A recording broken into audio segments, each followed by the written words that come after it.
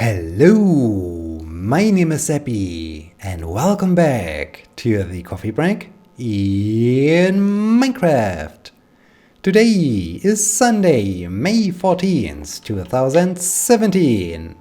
Also, today is Mother's Day, so please let your mother know how important she is. Let your mother know how much you are thankful for all the things she has done, and in general, let your mother know that she is the best mother in the world. In general, just do all the things that are important on a Mother's Day. And so please don't forget your mothers.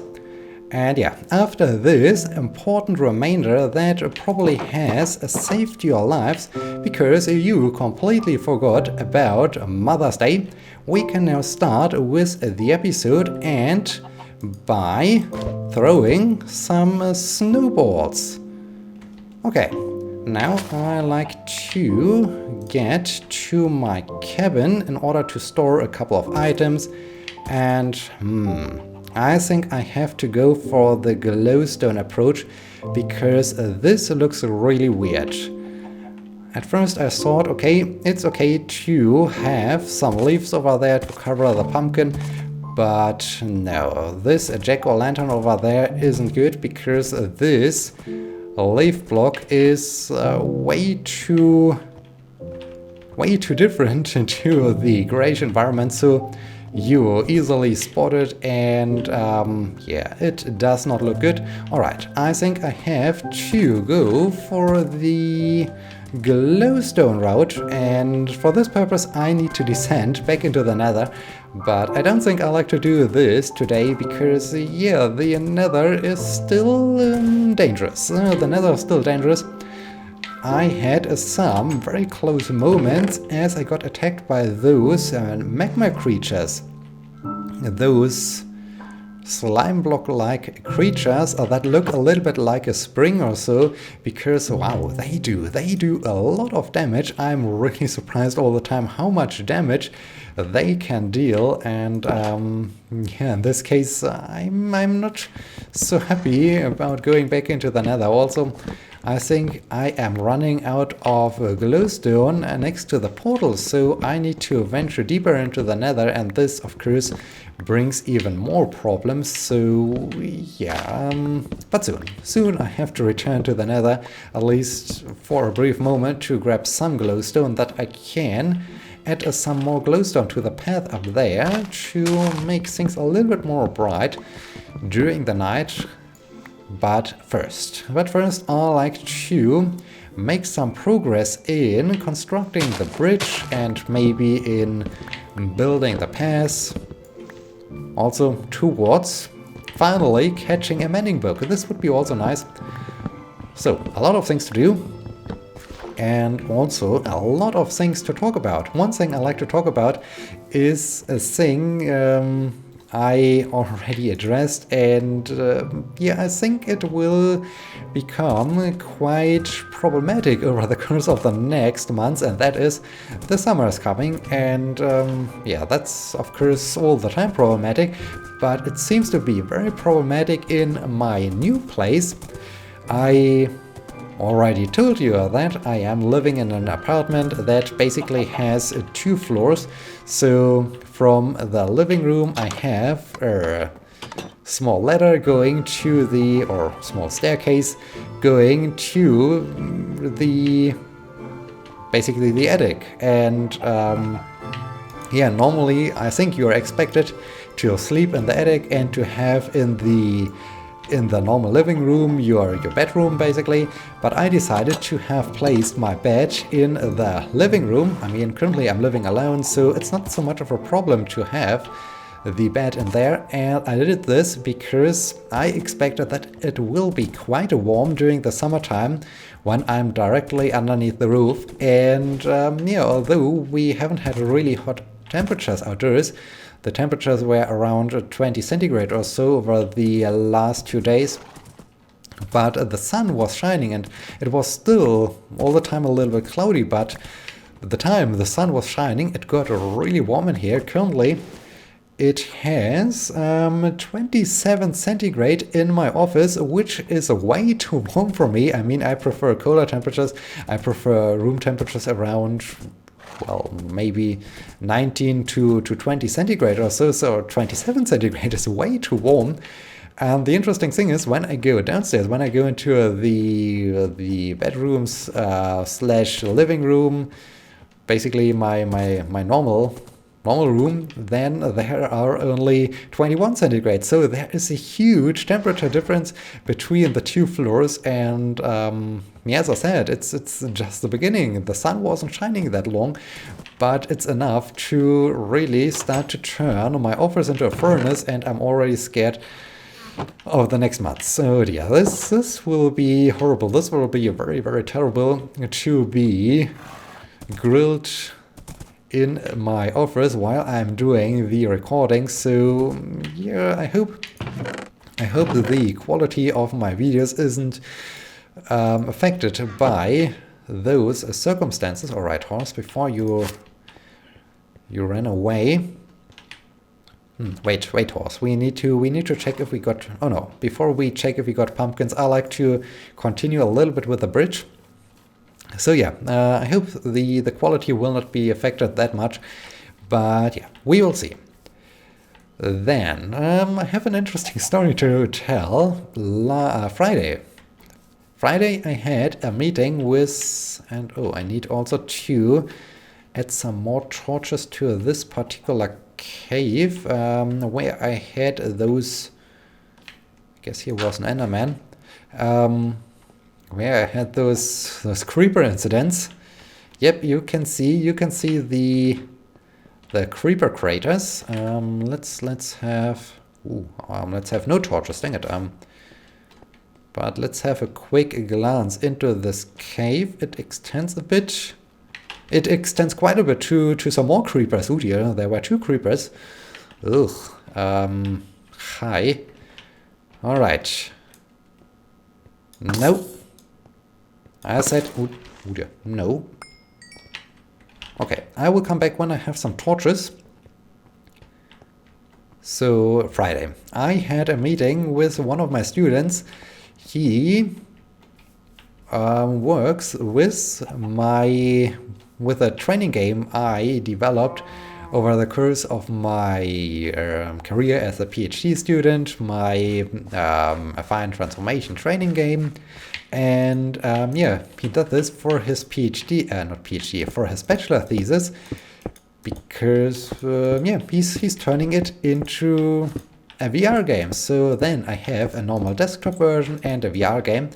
I think VR is really a cool thing for simulating things or for training things, especially when it's about simulating things you can't really do in the real world that easy. So for instance, with the classroom simulator, I mean, having a real classroom with pupils and so on isn't that easy to get, obviously. So okay, now I have this, and what do I do out here? I think I wanted to try different materials. I wanted maybe to alternate.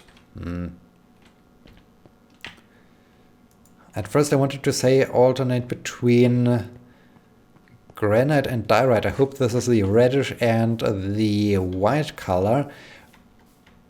But maybe it works or maybe not. I'm not quite sure about this. The only thing I'm not quite happy with the idea is that those are all the materials I used for my lighthouse, and then I have a lighthouse bridge or so. So I'm not quite sure, but I think I have to give it a try. Maybe I do have some of them left, so that I can give it a try real quick. This would be awesome. But yeah, he is no VR. VR is I think VR is pretty cool for. Oh, there are multiple pumpkins. So this is good. Pretty good for simulating things you can't really do that easy as with the classroom. And also I think VR is pretty cool when you have a racing simulation or a flight simulation, because then everything looks a little bit more immersive, and it's cool when you can look around. But in general, at least for entertaining purposes, I still prefer just my normal desktop computer with a normal screen. I think this is still a little bit better because it's, yeah, I mean, you have this HMD, the head-mounted display is quite heavy, and there are so many negative side effects. Also, the sharpness isn't that great. So this is also a problem I really have with the VR, that it's the devices are good, but they are not perfect, and I think there are so many details lost when you look at something in VR. So but yeah, for training purposes, it's really cool. And yeah, so I will get a VR version of my game, which is also cool. It will be evaluated pretty soon, so I'm looking forward to that. But as he is developing that the VR version, I of course have to take a look at it from time to time, and this is what we did last Friday. And yeah, normally it's the version normally runs pretty smooth and pretty good, but in our lab we now have several computers equipped with a Vive, and the lighthouses, so those sensors of two Vives were running at the same time, and this had a pretty bad side effect because the Vive I was using lost from time to time connection, lost tracking, and yeah, this was bad, especially as it not only lost tracking from time to time, it wasn't quite sure where I am, and so in the end I described it as the sinking simulator, because sometimes the walls were no longer walls, there were yeah, it seemed as if you're looking on, if the whole room is moving like a ship that is thrown around by high waves or so. So this was crazy. This was, oh dear. And yeah, this is also the thing why when we do experiments with the Vive, we have to inform the participants that, or first we have to do a pre-test cyber sickness test, and also a post-test cyber sickness test, just to see if they were affected by the VR, because it can easily make them sick, and this of course can affect the results. So why aren't you let's just put it there. Okay, I think I do have a decent amount of coal, which is nice. Yeah, this can of course have an effect on the results, so we all the time have to do those cyber sickness tests, and also we have to inform them after a test, after they were exposed to VR, they shouldn't drive their car or do anything else that is dangerous for at least the next hour or so, just in case there are some after effects of being exposed to VR. And yeah, I mean, when you're in this sinking simulator, this was really a weird feeling. I mean, suddenly the whole environment was tumbling around, and oh dear, this was funny. This was interesting. But yeah, I haven't got sick or so I think I'm pretty good when it comes to endure those effects, and I haven't really had so far a bad experience with cyber sickness or so that's good. But it's a thing that can happen, and yeah, I just found it interesting because the HTC Vive was a little bit freaked out and wasn't quite sure where I was, so this was super interesting. And there's a skeleton, so let's get the shield out. Aha, and let's get the axe out. Get blocked. Get hit. Get hit and blocked and goodbye. So, there's Creeper Town. There are 2 creepers. Hey, creeper guy. You. Haha. And, okay. No. And no. Alright, very nice. Let's grab that torch again. Okay. So, yeah, this was interesting. This was pretty cool. However, I have to say, after so much VR over the course of the last weeks, last months, yeah, I'm not really tired of VR, but it's nothing really special anymore. I mean, it's pretty cool, but yeah, I start to notice some kind of diminishing return or so that, okay, I'm getting used to VR, I'm aware of the limitations, so let's wait for the next generation of devices. But no, there are so many other things, so many other great things you can explore, you can do, so that's pretty cool. But yeah, suddenly being in the sinking simulator was cool. Okay, apparently there is some more caves also. I have some cobblestone left, so let's just continue with the path. Oh no, let's do some fishing, because I got some questions from Mathieu, my very good Canadian friend, and although I can't really answer his questions, I like to discuss them because they fit quite nicely into the general discussion we just had about training games and so on. So let's read the question or the comment. I was wondering, how do you design the games in order to train the skills?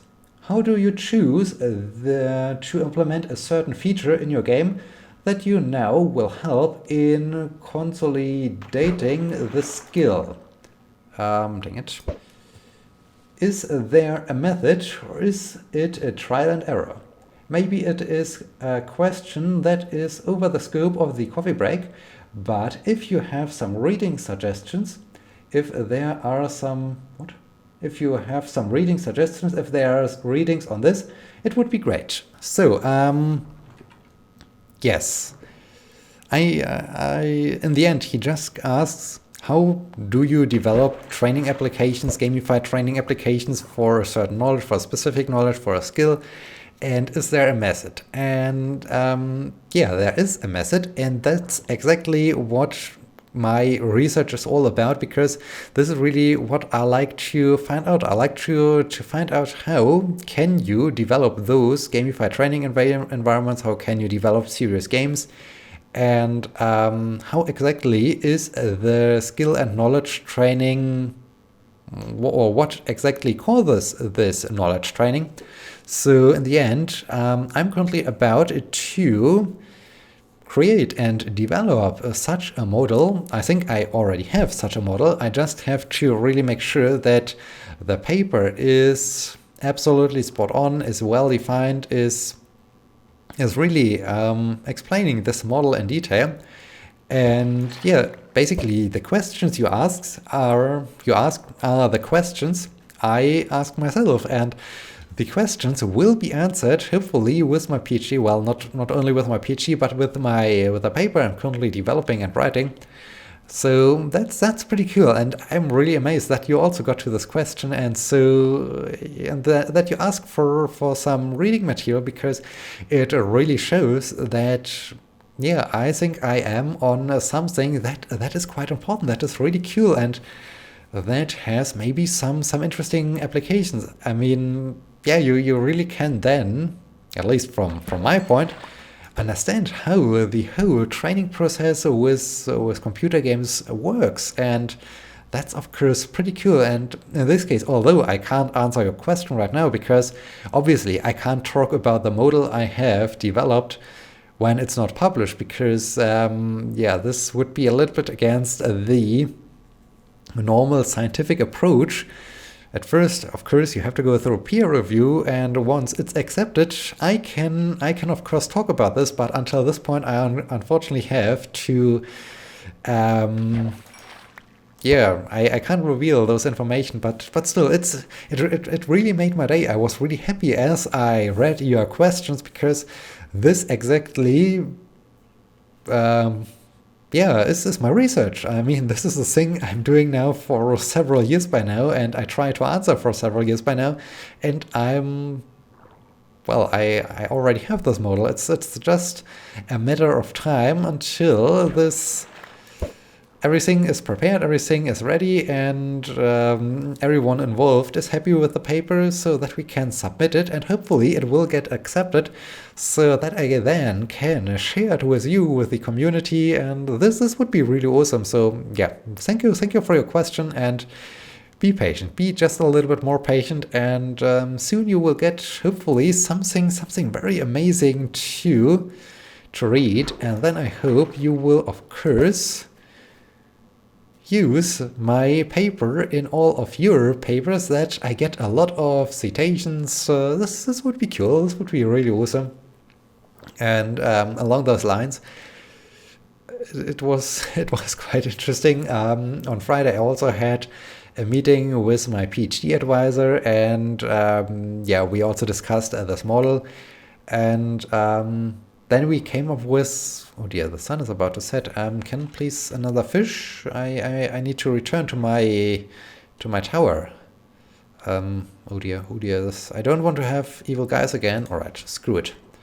I need to leave this place now before I am in trouble again.